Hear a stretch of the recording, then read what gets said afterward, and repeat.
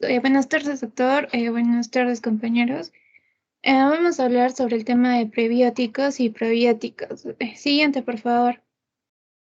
Recuerden que tienen 30 minutos, como habíamos acordado. Sí, doctor. Acá están los integrantes en el grupo. Ujú. Siguiente, por favor. Ya, vamos a hablar un poco de lo que es la historia. Hace más de un siglo, Elie Metchnikoff postuló que las bacterias ácidas lácticas eran beneficiosas para lo que era la salud y capaces de promover la longevidad. También tenemos, Mentiño sugirió que la autointoxicación intestinal y el envejecimiento trae como resultado que podrían suprimirse modificando lo que es la microbiota intestinal y reemplazando los microbios proteolíticos.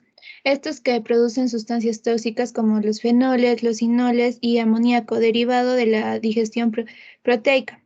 También diseñó una dieta con leche fermentada con bacterias a las que bautizó Bacilo búlgaro. Este concepto siguió evolucionando frecuentemente en los trastornos del tracto intestinal y estos eran tratados con bacterias no patogénicas viables para lo que era modificar o sustituir la microbiota intestinal. Siguiente, por favor.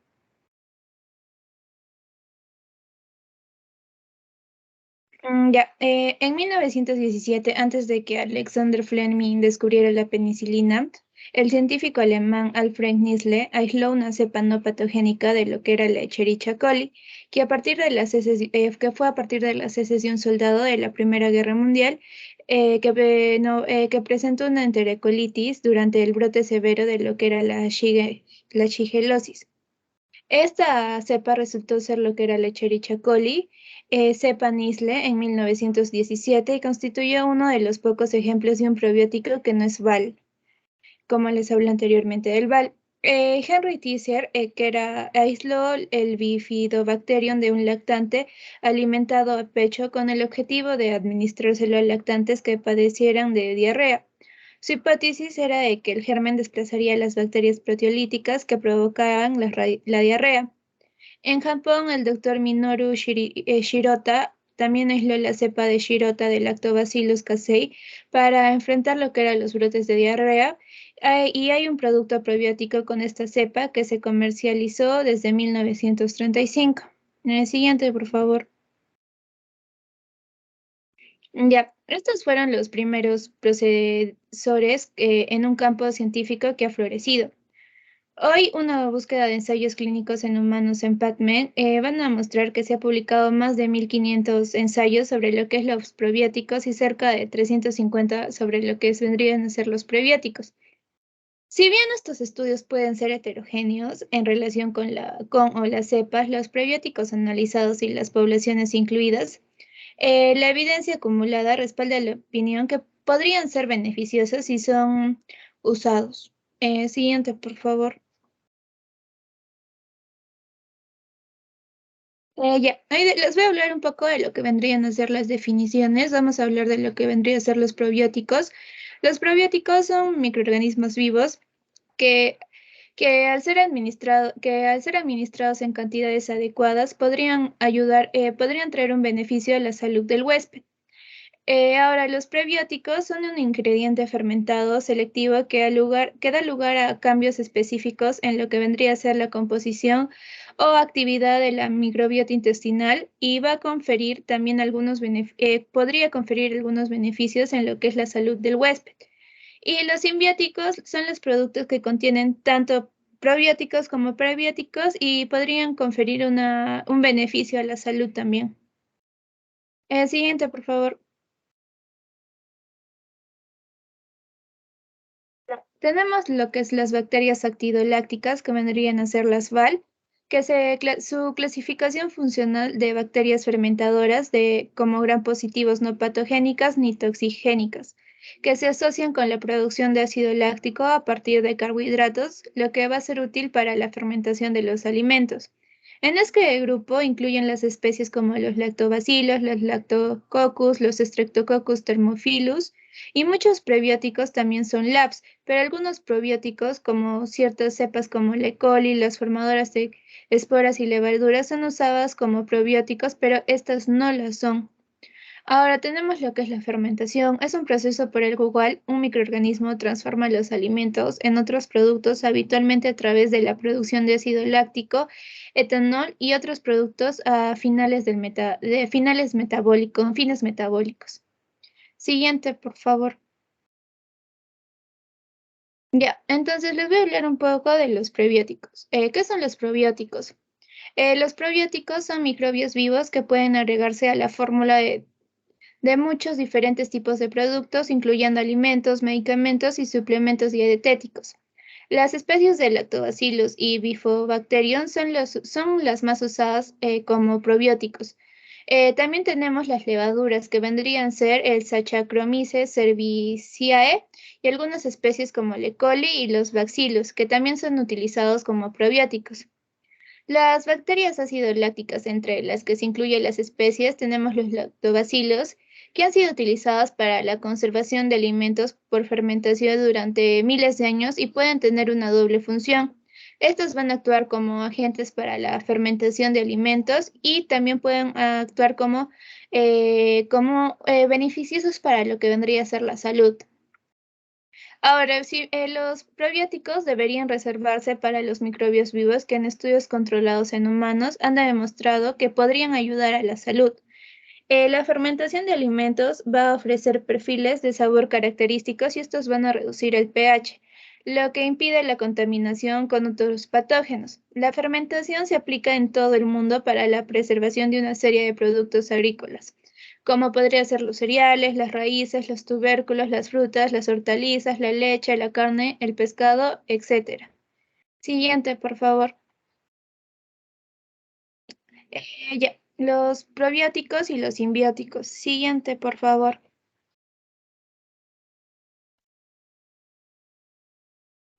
Ok, vamos a ver que los prebióticos son sustancias de la dieta. Estas generalmente consisten en polisacáridos, no almidón y oligosacáridos no digeribles por enzimas humanas, que van a nutrir a grupos seleccionados de microorganismos que habitan en el intestino. Estos van a favorecer lo que vendría a ser el crecimiento de bacterias beneficiosas por sobre todo las nocivas. A diferencia de los prebióticos son utilizados como ingredientes de alimentos. Por ejemplo, los cereales, los chocolates, los productos de untar y los productos lácteos son un ejemplo. Los prebióticos más conocidos vendrían a ser los oligofructuosa. La oligofructuosa prebiótica se encuentra naturalmente en muchos alimentos, tales como el trigo, la cebolla, los plátanos, la miel, el ajo. Y la oligofructuosa también se puede aislar a raíz de la chicoria o sintetizarse por una vía enzimática a partir de lo que vendría a ser la sacarosa. Luego tenemos lo que vendría a ser la inulina, la galactolicosacáridos, la lactulosa. La lactulosa es un disacárido sintético utilizado como medicamento para el tratamiento de la constipación y de la encefalopatía hepática. Siguiente, por favor. Ya, tenemos luego lo que vendría a ser los oligosacáridos que están en la leche materna. Se supone que el aumento de las bifidobacterias colónicas beneficiarían a la salud humana al producir compuestos que inhiben los posibles patógenos, reduciendo los niveles sanguíneos del amonio y produciendo vitaminas y enzimas digestivas. Siguiente, por favor. Ya, vamos a ver lo que son los simbióticos. Los simbióticos son combinaciones apropiadas, como ya les dije, de prebióticos y probióticos. El simbiótico ejerce tanto un efecto prebiótico como probiótico. Es una mezcla, como ya les dije, con el objetivo de que va a asegurar la supervivencia del probiótico y proporcionaría un efecto beneficioso superior para poder prevenir enfermedades gastrointestinales. Un ejemplo de un simbiótico es la leche materna, el cual aporta probióticos como lactobacilos y los bifidobacterias, al igual que prebióticos como los oligosacáridos. Ahora tenemos que las combinaciones de simbióticos más utilizados vendrían a ser los probióticos de lactobacilo y de prebiótico la inulina, Los probióticos de Lactobacillus, Streptococcus y Bifidobacterium. Otro ejemplo vendría a ser Lactobacillus y Bifidobacterium. Y en prebióticos tenemos lo que vendría a ser la fructooligosacáridos, que es el FOS, la oligofructuosa y la inulina. El siguiente, por favor. Géneros, especies y las cepas. El siguiente.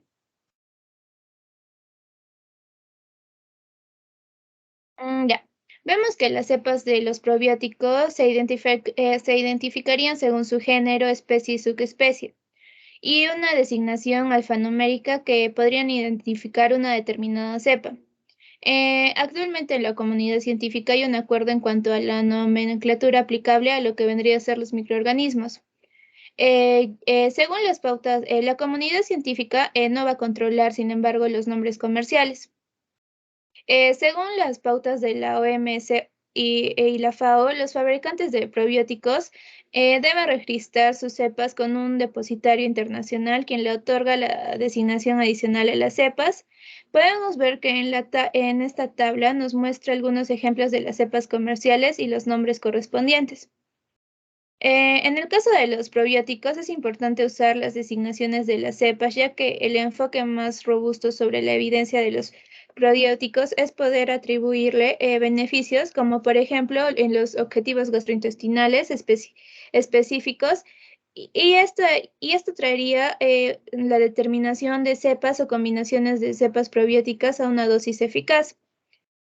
Ahora, tenemos que las recomendaciones del uso de probióticos, especialmente en la práctica clínica, deberían vincular las cepas específicas con los beneficios declarados basados en los estudios de humanos. Vemos que algunas cepas tienen propiedades singulares que pueden explicar ciertas actividades, que podrían explicar ciertas actividades neurológicas, inmunológicas y antimicrobianas. Ahora, muchos probióticos podrían funcionar de manera similar con respecto a su capacidad de promover la resistencia a la colonización, regular el tránsito intestinal o normalizar la microbiota alterada. Un ejemplo vendría a ser la capacidad de mejorar la producción de ácidos grasos de cadena corta o bien reducir el pH luminal en el colon, y esto podría ser un beneficio crucial expresado por muchas cepas de distintos probióticos. Por lo tanto, es posible que algunos beneficios de los probióticos surjan de muchas cepas de ciertas especies bien estudiadas, como el caso de los lactobacilos o el Bifidobacterium. Siguiente, por favor.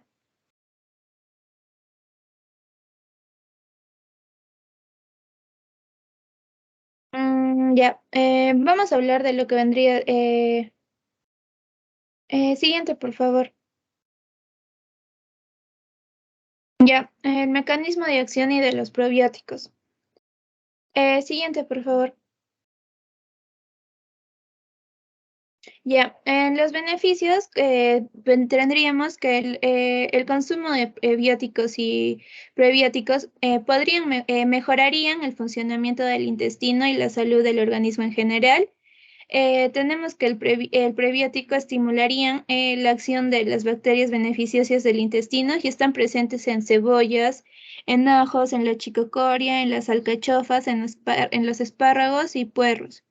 Los probióticos restaurarían lo que vendría a ser la flora intestinal del organismo, y estos microorganismos se ingerirían a través de los yogures, el chocolate negro, la sopa de miso o los pepinos. Siguiente, por favor.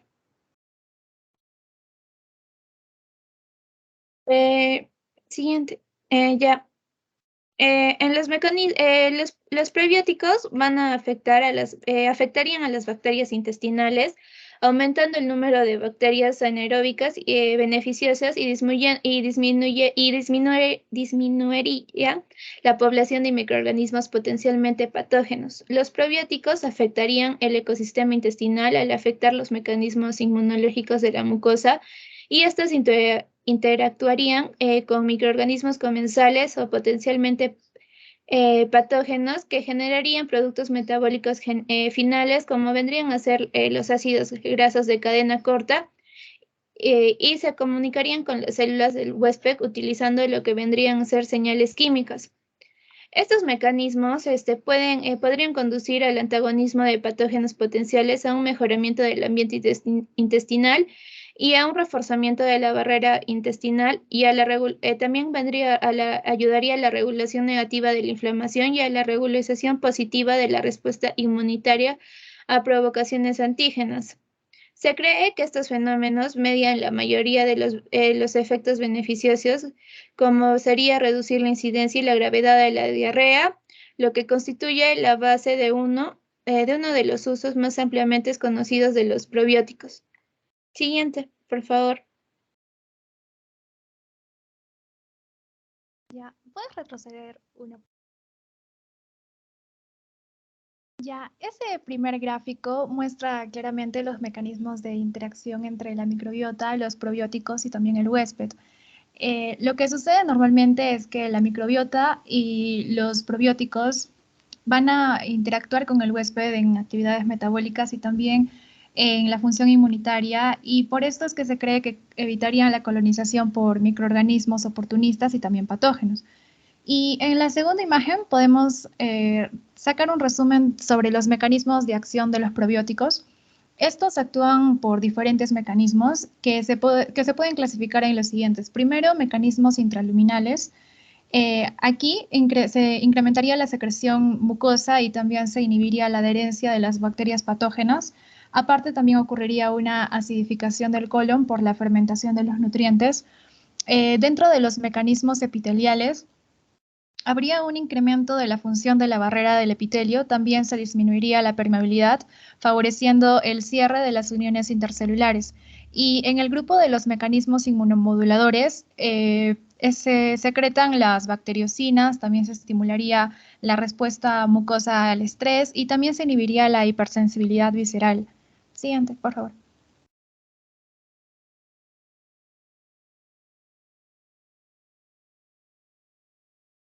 Ya, esta tabla muestra los beneficios inmunológicos, no inmunológicos, tanto de los prebióticos, primero de los probióticos, perdón. Dentro de los beneficios inmunológicos está el activar a los macrófagos locales para que estos puedan aumentar la presentación de antígenos hacia los linfocitos B, y de esta forma se aumenta la secreción de inmunoglobulina A, tanto a nivel local como a nivel sistémico. También modularían el perfil de las citoquinas e inducirían una tolerancia a los antígenos alimentarios. Y dentro de los beneficios no inmunológicos de los probióticos está el que se digiere el alimento y también compiten con los patógenos por los mismos nutrientes. Se alteraría el pH local para crear un ambiente local desfavorable para los patógenos. También se producirían bacteriocinas que inhiben a los patógenos, se eliminarían los radicales superóxidos, también la estimulación de la producción de mucina por parte del epitelio. Mejoraría la función de la barrera intestinal, competiría por la adherencia de los patógenos y modificarían las toxinas de los mismos patógenos. Eso en cuanto a los probióticos, pero en cuanto a los prebióticos, hay efectos metabólicos, como es la producción de ácidos grasos de cadena corta, también la absorción de iones como el calcio, el hierro, el magnesio, y también mejorarían la inmunidad del huésped, esto mediante el mecanismo de producir inmunoglobulina A y también modular las citoquinas. Siguiente, por favor. Ya, ahora voy a hablar un poco sobre los productos, las declaraciones sanitarias y el comercio. Siguiente. Ya, los productos que contienen probióticos han tenido mucho éxito en bastantes regiones del mundo. Hay varios productos disponibles comercialmente que vienen desde alimentos convencionales hasta medicamentos de receta propia. Y bueno, las afirmaciones que se pueden hacer sobre estos tipos de productos van a diferir dependiendo de la supervisión regulatoria en cada región. Lo más común es que los probióticos y los prebióticos se vendan como alimentos o como superalimentos. Habitualmente no se permite mencionar enfermedades o patologías. Las afirmaciones tienden a ser generales y los productos están dirigidos a una población en general saludable. Productos naturales para la salud, por ejemplo, esa es una categoría específica para Canadá, donde las autoridades reguladoras aprueban las declaraciones y sí permiten usar el producto para tratar enfermedades. Entonces, al final depende de la región de la cual queramos hablar. Desde una perspectiva científica, para ser adecuada, la descripción de un producto probiótico tiene que estar expresada en una etiqueta y esta debe incluir la identificación del género y la especie con una nomenclatura congruente con los nombres científicamente reconocidos en la actualidad. También se tiene que mencionar la designación de la cepa, el recuento de los organismos viables de cada cepa al final de la vida útil, las condiciones de almacenamiento recomendadas, también la inocuidad bajo las condiciones de uso recomendadas, la dosis que se recomienda. Esto debería basarse en la inducción del efecto fisiológico que se ha declarado. También la información de contacto para poder vigilar luego del lanzamiento comercial. Siguiente, por favor.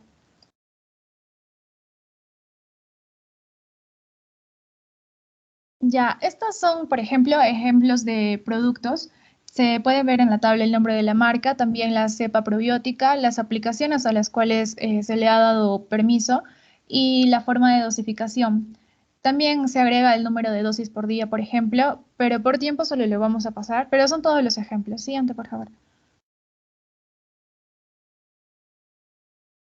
Siguiente.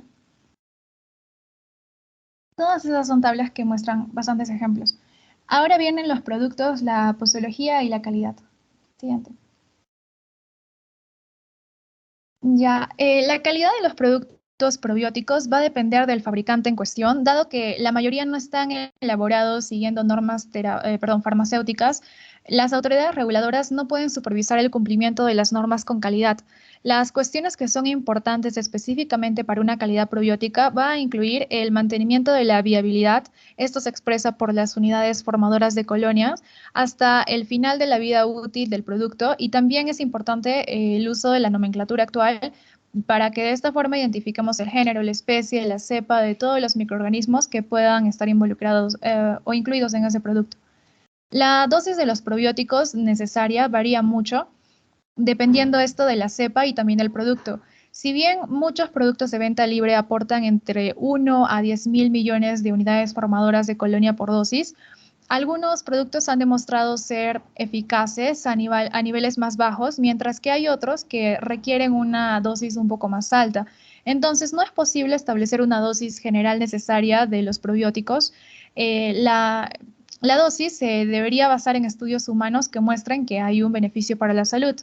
Y dado que los probióticos están vivos, estos pueden ir muriéndose durante el almacenamiento del producto. Por eso es que las empresas responsables que los elaboran tienen que poner un excedente para que al final de la vida útil del producto no caigan por debajo de la potencia que está declarada en la etiqueta. Aunque no tan bien estudiadas como otras, las cepas probióticas formadoras de esporas tienen la ventaja de resistir también más al estrés durante su vida útil, y en algunos casos se ha demostrado que los productos probióticos en el mercado no cumplen con lo declarado en la etiqueta en cuanto al número, el tipo de microbios viables que están presentes en el producto.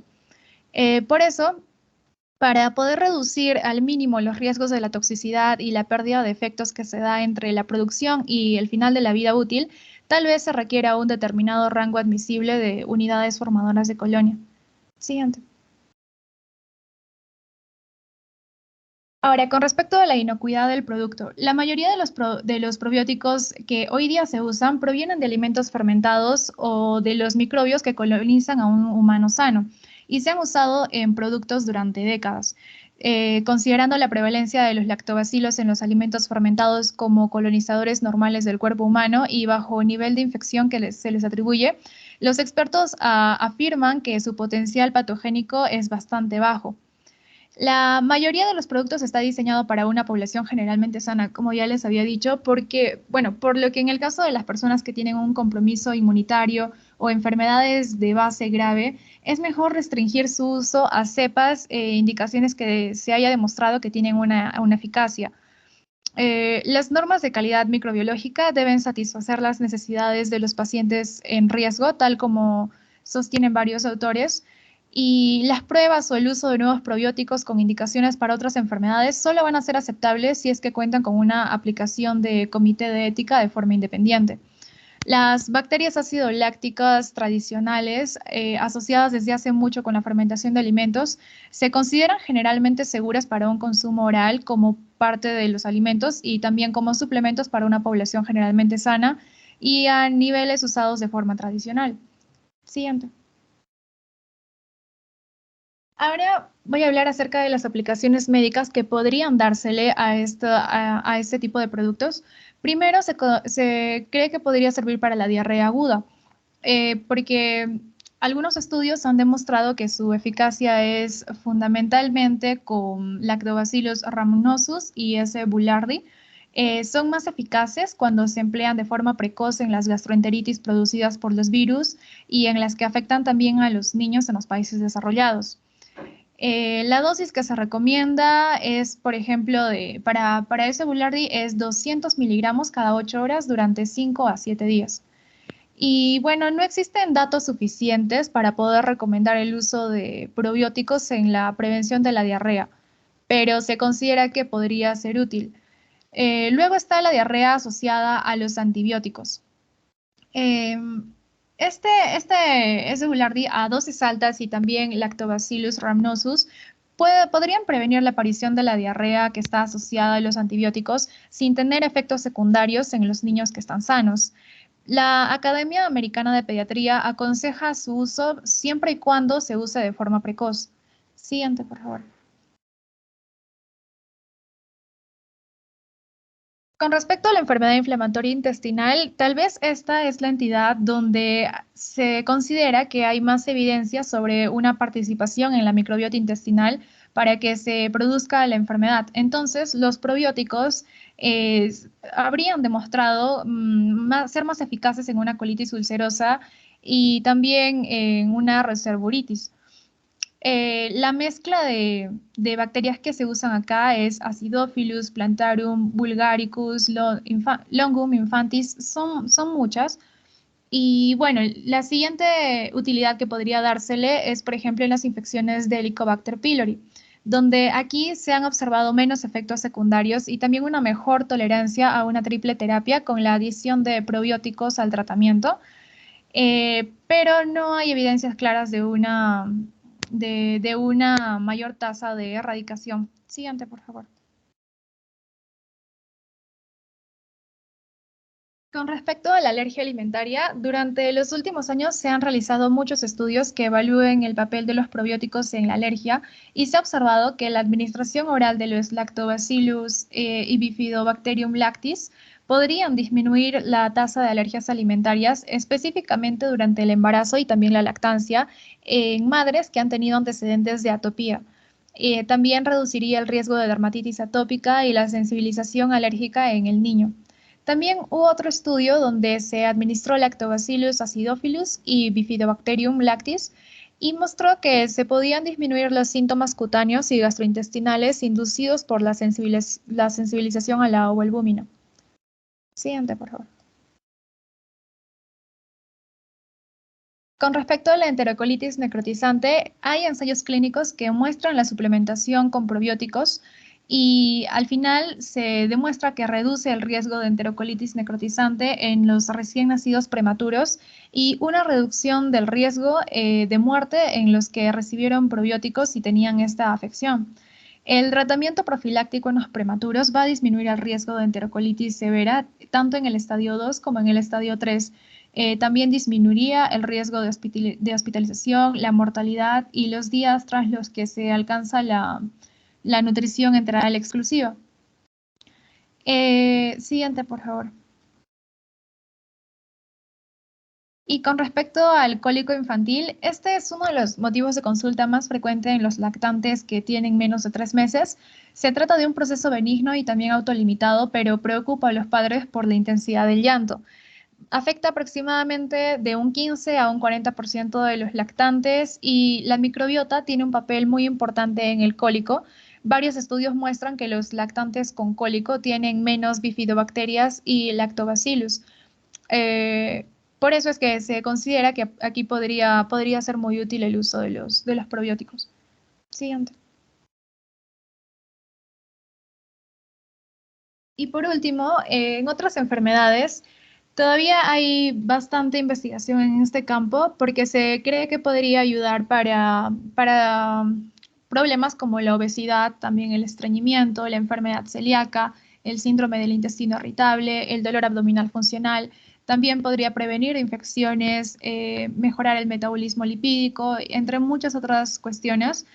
Hay resultados esperanzadores, pero es necesario aclarar que se necesitan todavía muchos estudios más para poder llegar a conclusiones muy claras. Siguiente, por favor. Y eso es todo, doctor. Gracias.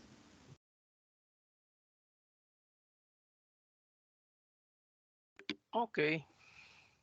Está bien. Tiempo el acordado. Bueno, ¿sus compañeros tienen alguna pregunta?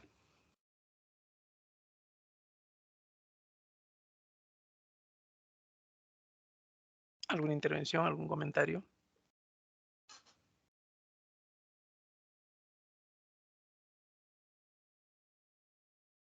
¿Alguna intervención? Sobre probióticos se sigue publicando un montón. Y se trata de hacer, la idea es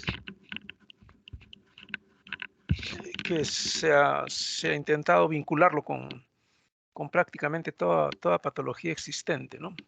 Funcional, anatómica, con todo. Y es una fuente de ingresos muy importante para la industria farmacéutica, una de las dos mayores junto con las leches.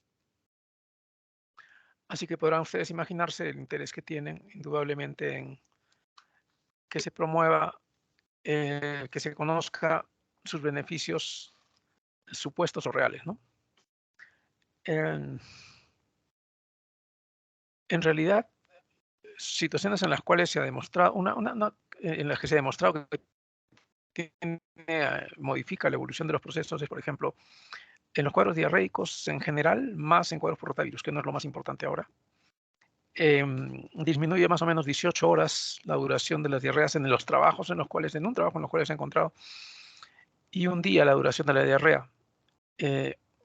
Una diarrea por día y 18 horas la duración. Entonces, al final, no se ha demostrado. Los trabajos te dicen, sí hay una diferencia estadística, pero la diferencia estadística puede ser la que les he mencionado, ¿no? Que no necesariamente es clínicamente significativa. Yo tengo un artículo, por ejemplo, acá, un artículo español sobre uso de probióticos y prebióticos en las fórmulas infantiles, del año 2015, en donde cuando recién comienza el artículo, mencionan en diarrea infecciosa, los probióticos en la prevención y tratamiento de algunas enfermedades. Los resultados de los ensayos controlados aleatorios han probado un claro beneficio de los probióticos en la prevención de infecciones gastrointestinales agudas en lactantes y niños sanos. Y pone dos referencias, 23 y 24. La 23 es un artículo que, curiosamente, es un trabajo hecho en el Perú del año 99. Es publicado en 2015. Y una de las referencias del año 99 se llama un ensayo controlado con placebo de tal probiótico para prevenir la diarrea en niños peruanos desnutridos. Y en sus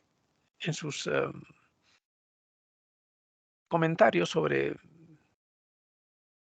otros trabajos que demuestran que sí funciona, pone un trabajo de niños fineses de 4 a 45 meses de edad con diarrea por rotavirus, en donde en el grupo control la diarrea duró 4 días, 2.4, y en el grupo con el probiótico 1.4. Pero ya pues rotavirus no es el más frecuente. Y otra de sus referencias es de niños pakistaníes con una diarrea no sanguinolenta que tuvieron una duración de enfermedad más corta.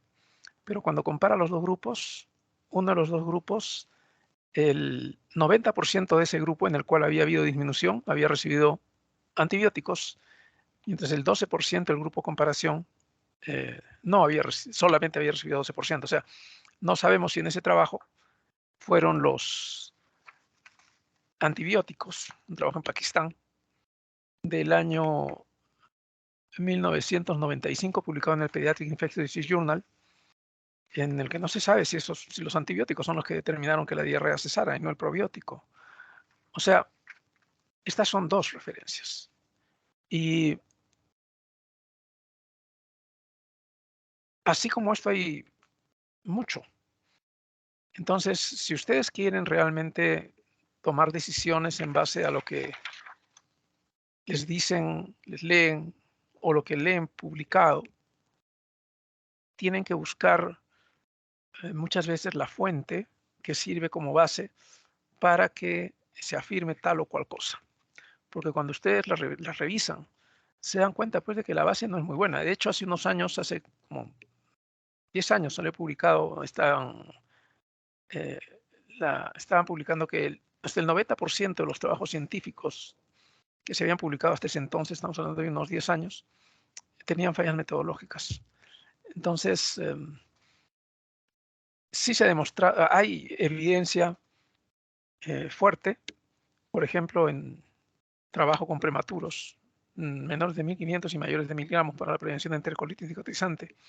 Un trabajo australiano encontró una disminución del 50% en la incidencia de enterocolitis cicatrizante usando probióticos. También en los trabajos esos que se mencionan sobre cólicos, por ejemplo, unos del Nutrients del 2020, en el cual no solo ven el efecto, sino lo hacen viendo la disminución de la calprotectina fecal, que es un marcador inflamatorio intestinal. Y en ese trabajo encuentran que no solo disminuía el cólico, sino que además disminuía la calprotectina en aquellos niños que habían recibido el probiótico, ¿no? Y otro trabajo del Pediatrics del 2018, en el cual encuentran una disminución significativa en niños alimentados al pecho y no en niños alimentados con fórmula, ¿no? En los niños alimentados al pecho, 2 a 3 puntos, bueno, diferencia significativa en la disminución del cólico. Pero el asunto está igual que en la prevención de diarrea. Necesitan ustedes tratar 7 niños para disminuir en 1 la aparición de diarreas secundarias al uso de antibióticos. Es un campo en el cual hace ya años se está tratando de demostrar que estos productos sirven más de lo que realmente sirven. Esa es la verdad. Sí hay buenas perspectivas, como en el trabajo de los prematuros o en el grupo de niños con cólicos con calprotectina, por ejemplo, son trabajos bien hechos, interesantes. Pero no tomen todo lo que leen con respecto a probióticos como que es sinónimo de que deban recomendárselos a los padres para que lo usen. Recuerden que todo eso significa gasto y en todo caso los que deberían decidir son los papás. Al final tal vez lo más ético sería que ustedes les plantearan a los padres qué tanto beneficio pueden esperar del uso de probióticos y que ellos decidan si vale la pena el gasto o no. ¿Ok? Bueno, ¿alguna pregunta, alguna intervención?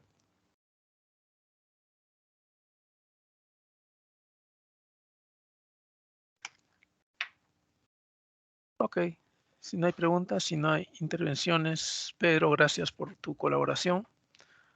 Gracias, chicos, por el seminario. Gracias por la atención.